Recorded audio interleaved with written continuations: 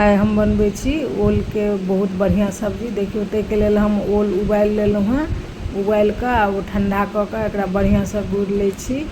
गुड़ि कऽ जैसे गुठली नहीं देबाक चाही ताहि हिसाबसँ बढ़िआँसँ गुड़ि लेलहुँ हैं। ओहिमे हींग डालि देलिए, हल्दी डालि देलिए, मिर्ची पाउडर, कुटल मिर्ची आर अथी अदरक लहसुन के पेस्ट, बाइंडिंग के लेल बेसन बेसी नहीं देबै जैसे अहाँके फटा नहीं अथी कोफ्ता ताहि हिसाबसँ देबै।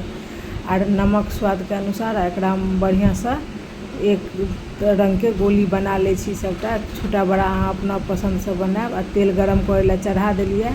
हम तेल कमे देलिए कारण तेल गंदा भऽ जाइ छै ओल के कोफ्ता बनेलासँ, ताहि दुआरे अहाँ बेसियो तेल में तल सकै छी। इम्हर प्याज बड़ा बड़ा टुकड़ा में काटि लेने छलहुँ हैं। अदरक लहसुन टमाटर हरी मिर्च एकर पेस्ट बना लेलहुँ हैं।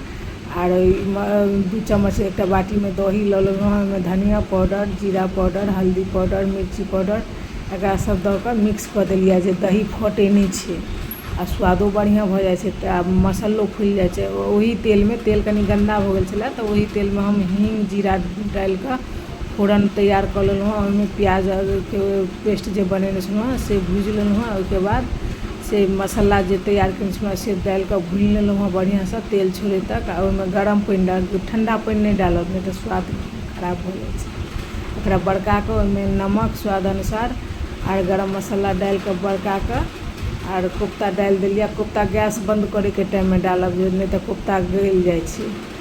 आर एकरा बनि कऽ तैयार अछि कोफ्ता, बहुत बढ़िया लगै छै। अहाँ जरूर से बनायब। वीडियो नीक लागै तऽ लाइक सब्सक्राइब जरूर से करब। Thank U.